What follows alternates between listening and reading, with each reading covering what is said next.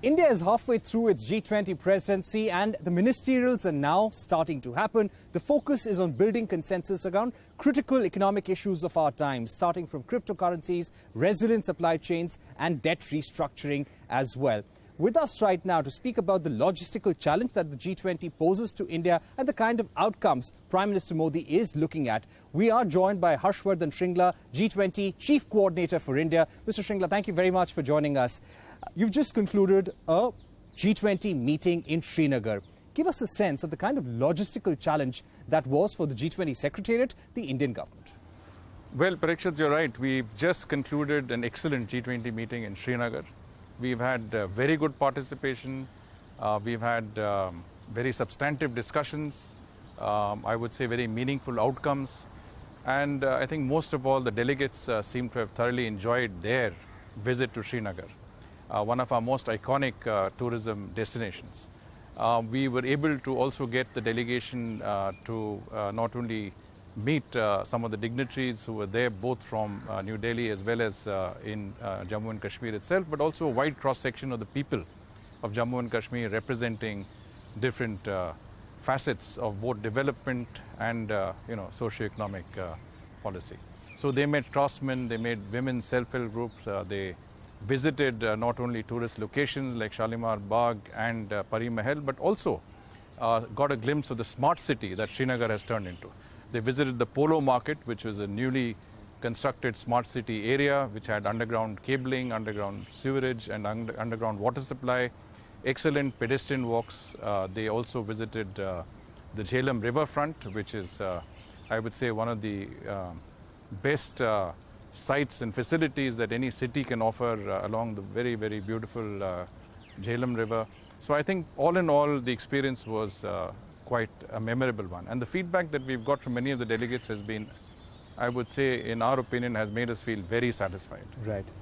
The fact that you were able to pull off a G20 meeting in Srinagar, which is sensitive from a security point of, there was also maybe opposition from some countries like China, Saudi Arabia, Turkey, Egypt, which did not participate. What message has India been able to send out?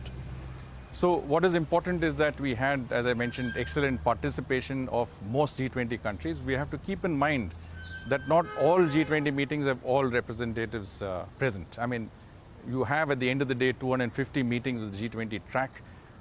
It's, I think, quite logistically difficult to have every country in every meeting. But the fact remains that we had more representation in this meeting in Srinagar than we've had in the previous tourism working group meetings. I think most, as I said, most countries were represented, and there were some very good discussions. For us, what is important is that we were able to focus on the agenda and also, I think, draw attention to one of our most important tourist locations. After all, it was a tourism working group meeting. We were also kept in mind the Prime Minister's vision to host a G20 presidency which would be dealing with healing, harmony and hope, and to work as one family to create a new paradigm of human-centric globalization. That's our endeavor. Right.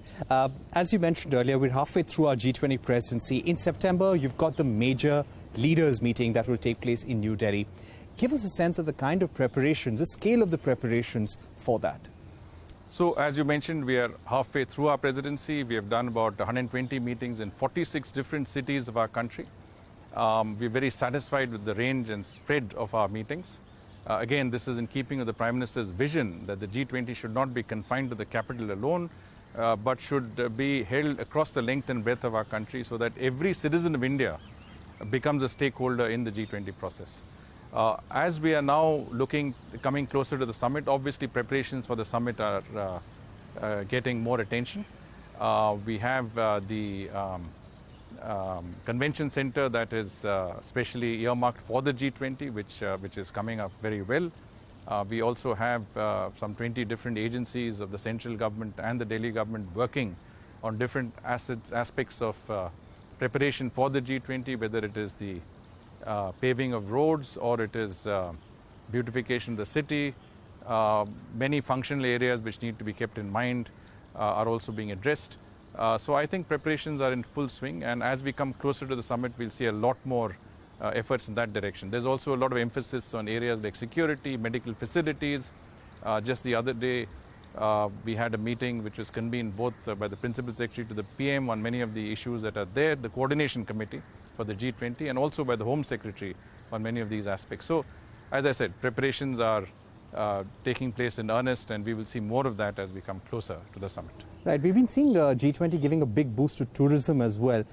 Give us a sense, when this meeting happens in Delhi, the kind of arrangements that would be made in terms of commuting or taking the guests from one location to other, taking delegates from one location to another, the number of hotels that are likely to be booked? Well, logistically, it is a fairly daunting, I would say, challenge to host 40 plus delegations of the highest level possible. We also expect between 8 and 12,000 foreign visitors to come into Delhi at that time. Clearly, we will have to use as much of the hotel space that is available in the NCR region as possible. We'll also have to create corridors to enable, these carcades of the heads of state and government to come into the different venues of the G20 meeting. So it needs a lot of planning, a lot of organization, and a lot of logistical calibration well in advance of the summit. But you can be sure that we are gearing up, and our different partners, I would say, parts of the government that are working on the summit are absolutely geared up for this important event. Right. Before the G20 kicked off, you had given us a sense that India would like every G20 meeting to have a cultural event, a cultural component very typical of that particular city. When the leaders, when heads of state, prime ministers arrive in New Delhi, would this be a one city function only, or would you like to show them another city for a cultural component? So when it comes to the G20 summit, there is a certain precedent and pattern that is followed. Normally, the meetings are over a 1.5 days, so there is a limited amount of time available. You can imagine that leaders of these important countries also have a limited amount of time that they can spare for the G20 meeting. So we will confine our efforts to the capital. As I said, we've had meetings. We will have had 250 meetings or so across the length and breadth of our country. But the summit will be in the capital, and the entire gamut of activities, including a cultural program, would be in New Delhi itself. Right. About taking forward the consensus reached at G7 to G20, a bridge from G7 to G20 and then to COP28. What are some of the deliverables that we would be hoping to achieve, which the Prime Minister is hoping to achieve? Well, I think the discussions in the G7 were very important because the G7 members are an important component of the G20. And there are a lot of similarities in the priorities that the G7 have identified and those of the G20 under our presidency. Issues like food security, issues like debt servicing and debt relief, issues that relate to priorities to the developing world, especially Africa. These are areas that are commonalities that we'll pick up on. And there's a lot more to that I think we will be in touch with our colleagues in the G7 on. I mean, there is already a fair amount of I would say, exchanges between the G7 and the G20 Secretariat, between the substantive tracks of both our sides. And I think we will be working to get maximum traction for all of the issues under our presidency. My final set of questions, sir. Do we expect consensus on the definition of startups? This is something that's very close to the Prime Minister's office as well. Yes, I think if you see the website, there is already a draft definition up.